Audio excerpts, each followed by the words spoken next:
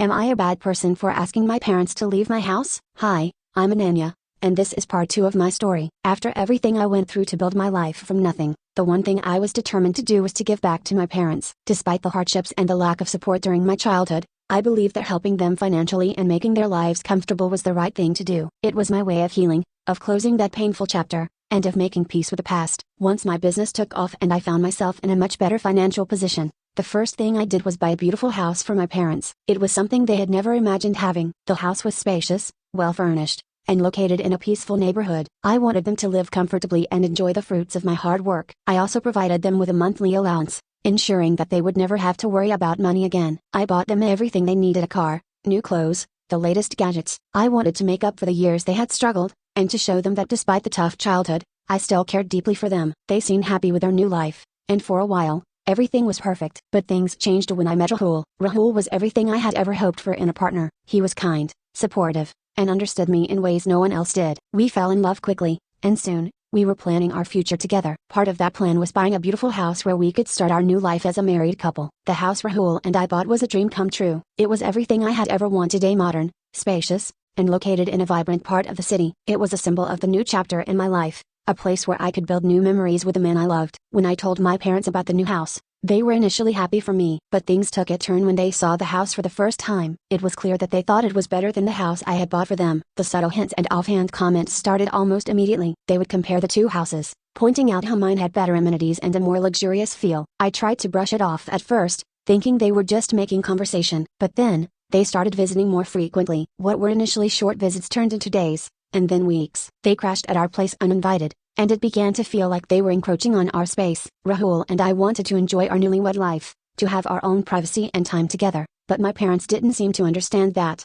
I tried talking to them gently, suggesting that they go back to their house. I reminded them how beautiful and comfortable their own home was, but they brushed off my comments, insisting that they loved spending time with us and that their house felt too empty. The situation escalated when they started bringing over their things, subtly moving in. It was as if they had decided that my new house was theirs. I was torn between my love and gratitude towards them and my need to establish my own life and boundaries. One evening, after a particularly stressful day at work, I came home to find that my parents had reorganized the kitchen and rearranged the living room furniture. It felt like they were taking over my space, and I couldn't take it anymore. I knew I had to have a serious conversation with them. Sitting them down, I took a deep breath and spoke from the heart. I explained how much I appreciated everything they had done for me, and how buying them their house was my way of thanking them. But I also needed them to understand that Rahul and I needed our own space to build our life together. I told them how their constant presence was starting to strain our relationship and how important it was for us to have our privacy. To my surprise, they reacted with anger and hurt. They accused me of abandoning them, of caring more about my new life than about them. It broke my heart to hear those words,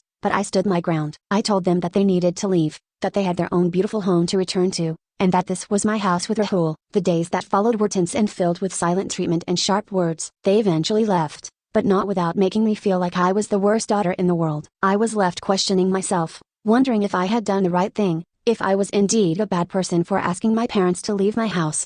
As difficult as it was, I knew deep down that I had made the right decision. Setting boundaries is never easy, especially with family, but it was necessary for my own well-being and for the health of my marriage. I still loved my parents, and I hoped that one day they would understand my perspective. Rahul stood by me through it all, offering his unwavering support and love. He reassured me that we had done what was right for us, and that we deserved our own space to build our future together. Over time, the tension eased, and my parents and I found a new equilibrium. They began to appreciate their own home more and started visiting less frequently. Our relationship slowly began to mend, and while it would never be perfect, it was at least built on a clearer understanding of each other's needs and boundaries.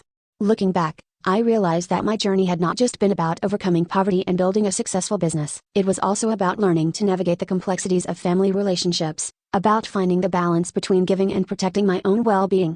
Through it all, I learned that it's okay to set boundaries, even with those we love the most. It doesn't make us bad people, it makes us human. And sometimes, the hardest decisions are the ones that ultimately lead to the greatest growth and understanding. So, that's part 2 of my story. Life continues to throw challenges our way, but with love, patience, and a bit of courage, we can overcome them and come out stronger on the other side.